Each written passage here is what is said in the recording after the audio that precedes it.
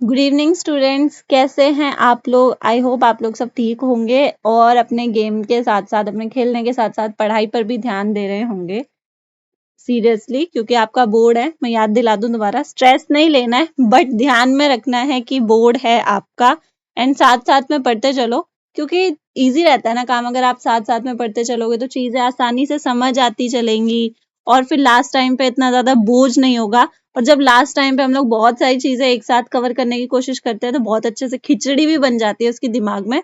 और जितना अच्छा हम लोग आंसर लिख सकते हैं, जितना अच्छा हम लोग कुछ चीज प्रिपेयर कर सकते हैं, वो एक साथ एंड टाइम पर नहीं हो पाता है। तो थोड़ा थोड़ा डेली करते रहें। मैं ये नहीं कहूंगी कि हाँ आप पूरा पूरा दिन बैठे रहें, थोड़ा थोड़ा डेली डेली करते रहें ताकि आपको भी वो बर्डन ना लगे और आपका काम भी इजीली हो जाए।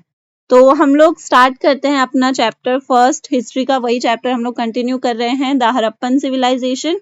और इसके ऑलरेडी 3 पार्ट्स हो चुके हैं, ये 4th पार्ट है। हमने पिछले के पार्ट्स में इंट्रोडक्शन और कुछ इंपॉर्टेंट चीजें देख ली थी, जैसे कि टाउन प्लानिंग देख लिया था हमने, स्क्रिप्ट देख लिया था हड़प्पन सिविलाइजेशन का, कुछ इंपॉर्टेंट बिल्डिंग्स के बारे में जाना था हमने उसमें।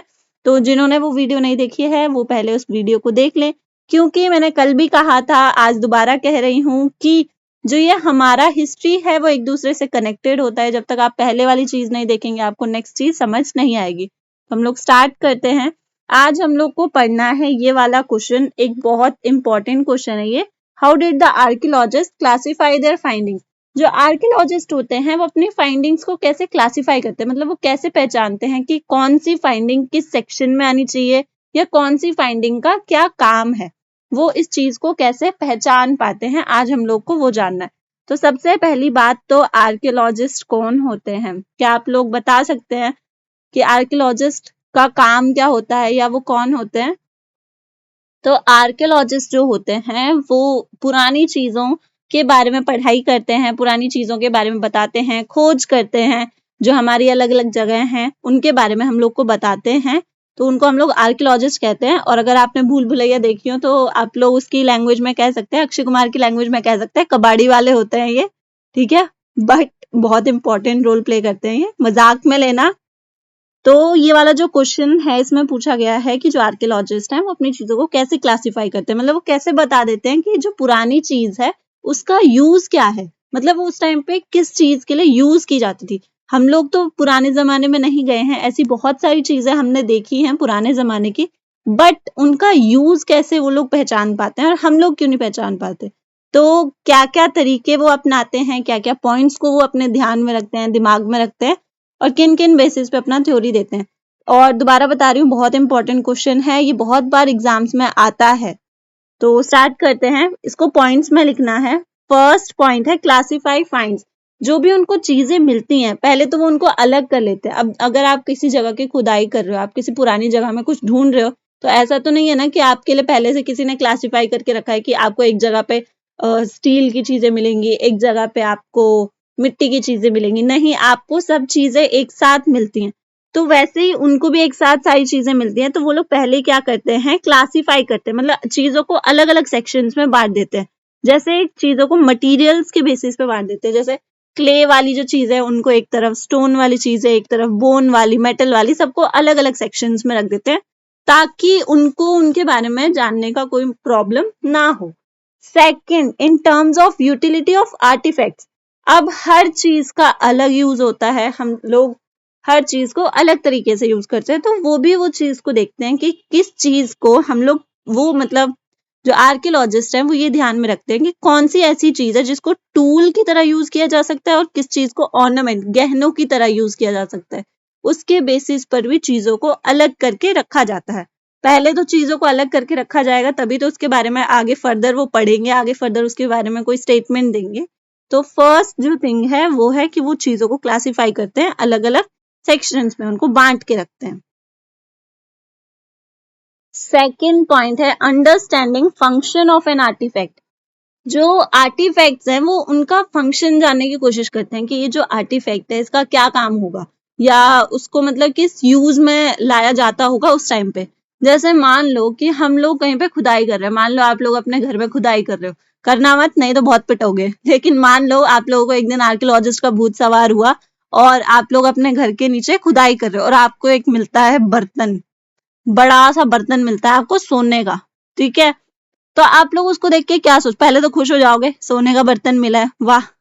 लेकिन उसके बाद क्या सोचोगे, वो किस चीज का मतलब किस काम आता होगा पहले, आप लोग यही सोचोगे। तो इसका आंसर हम लोग किस बेसिस पे दे सकते हैं, कंपेयर करके दे सकते हैं ना, understood by it's resemblance with present day things. आप लोग सोचोगे कि ये जो बर्तन है इसका आज के समय में क्या यूज होता, तो आज के समय में उसको चीजें स्टोर करते आप उसमें, या कुछ खाना वाना पकाते, उसी चीज के लिए यूज होता। तो वैसे ही जो हमारे आर्कियोलॉजिस्ट होते हैं वो चीजों को कंपेयर करके देखते हैं कि जो पुरानी चीजें उनको आज की चीजों से कंपेयर करेंगे, तभी तो पता चलेगा कि मतलब उसका क्या यूज होता होगा उस टाइम पे। इस बेसिस पे हम लोग या आर्कियोलॉजिस्ट अपना स्टेटमेंट देते हैं। अब उनके पास डोरेमोन तो है नहीं कि वो देख के आए अपने पास्ट में कि किस चीज में वो यूज होता था, तो आर्कियोलॉजिस्ट भी यही करते हैं। पोर्ट्स, बीच एटसेट्रा, इन सब चीजों का यूज हमने आज के टाइम से कंपेयर करके बताया कि हाँ उस टाइम पे भी इन चीजों का वही यूज होता होगा। फॉर एग्जाम्पल हमने कल पढ़ा था ग्रेट बाथ के बारे में, तो ग्रेट बाथ जैसी चीज हम लोग ने आज के समय में नहीं देखी है, जो मतलब काफी ज्यादा गहरी हो और उसके दोनों साइड पे वो है स्टेयर्स हो और साइड साइड में बाथरूम्स हो। ऐसी एक ही चीज है आज के समय में स्विमिंग पूल, बट उस टाइम पे स्विमिंग पूल का क्या लेना देना था। तो आज अगर हम लोग आर्कियोलॉजिस्ट की नजर से देखें तो अभी तक हम लोग उसका अच्छे से बता नहीं पाए कि क्या यूज है। और वहीं पे हमें दूसरी तरफ मिले थे वेयर हाउसेज, तो उसका हम लोग बता पाए कि हाँ आज के समय में वेयर हाउसेज होते हैं जहाँ पे बहुत सारा सामान जो है स्टोर करके रखा जाता है। तो वही चीज पहले भी होती होगी कि हाँ वो लोग सामान को स्टोर करके रखते होंगे। थर्ड पॉइंट है इनडायरेक्ट एविडेंसेस। अब हम लोग कहीं पे कोई चीज की खुदाई कर रहे हैं, कोई चीज खोज रहे हैं, तो ऐसा तो है नहीं कि हम लोग को सारी जो एविडेंस है वो डायरेक्टली मिल जाएंगे, या हमें कोई एविडेंस मिल रहा है तो हमें उसका जो यूज है या जो एविडेंस है वो डायरेक्टली समझ में आ जाएगा, ऐसा भी नहीं हो सकता है। For example pieces of cotton have been found at some places, even then we have to take help of indirect evidences like pictures और स्टैचूज। एक एग्जाम्पल लेते हैं, मान लो कि आप हड़प्पन सिविलाइजेशन के आर्कियोलॉजिस्ट हो, ठीक है। आप लोगों को ये काम दिया गया है वहां पे जो छानबीन है या जो पुरानी चीज है वो ढूंढने का काम दिया गया। तो आपको एक कॉटन का पीस मिलता है, सिर्फ एक ही पीस मिला आपको पूरी जगह पे, आपने पूरा जगह ढूंढ लिया और आपको सिर्फ एक कॉटन का पीस मिला। अब आप उसके बेसिस पे क्या स्टेटमेंट बनाओगे कि वहां पे कॉटन के कपड़े पहने जाते थे, वहां पे कॉटन की खेती होती थी। तो ऐसे स्टेटमेंट्स बन सकते हैं ना, आप ऐसा एज्यूम कर सकते हो। जो हमारे ये एविडेंसेस होते हैं इनके बेसिस पे हम लोग सबसे पहले तो इन पे हम लोग एजम्पशंस बनाते हैं कि हाँ ऐसा होता होगा वैसा होता होगा। तो आप लोग भी एजम्पशन बनाओगे कि हाँ हमें कॉटन का पीस मिला तो शायद वहां पे कॉटन की खेती होती होगी, लोग कॉटन के कपड़े पहनते होंगे। लेकिन क्या आपके एजम्पशंस उस एविडेंस को जस्टिफाई करने के लिए काफी हैं? बिल्कुल भी नहीं। हिस्ट्री है, हम लोग हिस्ट्री की एक ही खासियत होती है कि वो एविडेंसेस के प्रूफ मांगता है कि हाँ एविडेंस मांगता है। आप कुछ भी स्टेटमेंट दे रहे हो तो आपको उसको प्रूव करना पड़ेगा। तो आपको अगर लग रहा है कि वहां पे कॉटन की खेती होती है या लोग कॉटन के कपड़े पहनते हैं तो आपको एक इनडायरेक्ट एविडेंस ढूंढना पड़ेगा। मतलब मान लो आपको पिक्चर्स देखनी पड़ेंगी या आपको वहां पे जैसे आप ढूंढ रहे हो तो हो सकता है आपको वहां पे कोई क्लॉथ का रिमेनिंग मिल जाए, या आपको स्टैचूज देखने पड़ेंगे जानने के लिए कि वहां पर होता क्या था, मतलब कॉटन से रिलेटेड आपको और क्या जानकारी मिल सकती है। तो वो आपको इनडायरेक्ट एविडेंसेस ढूंढने पड़ेंगे अपने स्टेटमेंट को प्रूव करने के लिए। तो ये सारे पॉइंट्स थे जो कि आर्कियोलॉजिस्ट अपना छानबीन करते टाइम ध्यान में रखते हैं कि वो किस बेसिस पे अपनी चीजों को क्लासिफाई करेंगे। आई होप आपको समझ में आया होगा। नेक्स्ट है एग्रीकल्चरल टेक्नोलॉजी। अब जो हड़प्पन सिविलाइजेशन के लोग थे, हम लोग तो जान ही चुके हैं वो लोग कितने तेज थे, कितने समझदार थे। तो एग्रीकल्चर में भी वो बहुत ज्यादा उन्होंने एडवांस वाला टेक्नोलॉजी कह सकते हैं हम लोग, उनके लिए एडवांस टेक्नोलॉजी था वो उस टाइम पे, उसका यूज कर रखा था। अब मेरा पहला क्वेश्चन तो ये कि पता कैसे चला था कि हाँ वहां पे ये चीजें उगाई जाती थी। मेन क्रॉप्स थी वहां की wheat, barley, pulses, millet, white gram etcetera. Millet होता है बाजरा, ठीक है। तो अगर मैं बोलूं कि ये सारी चीजें वहां पर उगाई जाती थी तो पहला सवाल तो मन में ये आएगा कि ये इतने सालों से बची कैसे, मतलब हम लोग कैसे कह सकते हैं कि ये सारी चीजें वहां पर उगाई जाती थी। तो हम लोग इस बेसिस पे कह सकते हैं कि हमें इन सब चीजों के जले हुए टुकड़े मिले थे। जब हड़प्पन सिविलाइजेशन में खुदाई करी जा रही थी, वहां पे चीजें ढूंढी जा रही थी, तो वहां पर इन सारी चीजों के जले हुए टुकड़े मिले थे, जिसकी वजह से ये कहा गया कि वहां पर ये सारी चीजें उगाई जाती थी।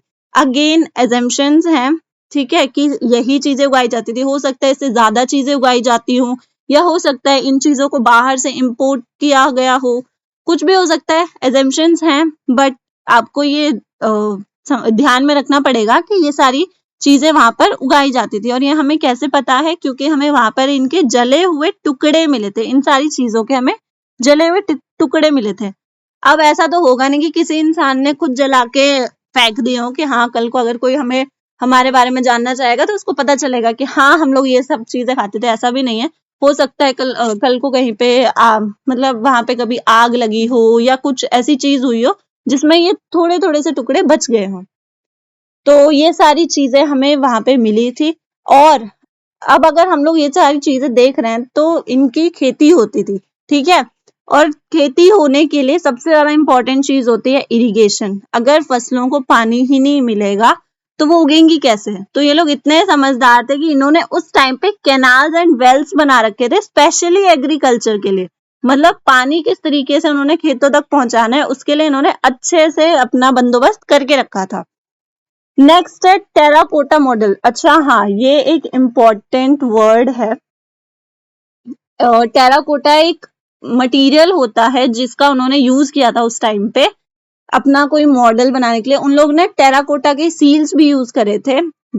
हम लोग जैसे कॉइन्स यूज करते हैं ना, जो हमारे ये कॉइन्स होते हैं 5 रुपए 2 रुपए, तो हम लोग वो चीजें यूज करते हैं। उन लोग उस टाइम पे सील्स यूज करते थे। और सील्स का जो मटेरियल था वो था टेराकोटा। और टेराकोटा की बनी हुई हमें और भी चीजें दिखाई देती हैं, जैसे कि एक प्लो का मॉडल देखने को मिला था, जो कि हमें जगह आपको याद रखनी है, बालूचिस्तान और बनावली, जो कि हरियाणा में।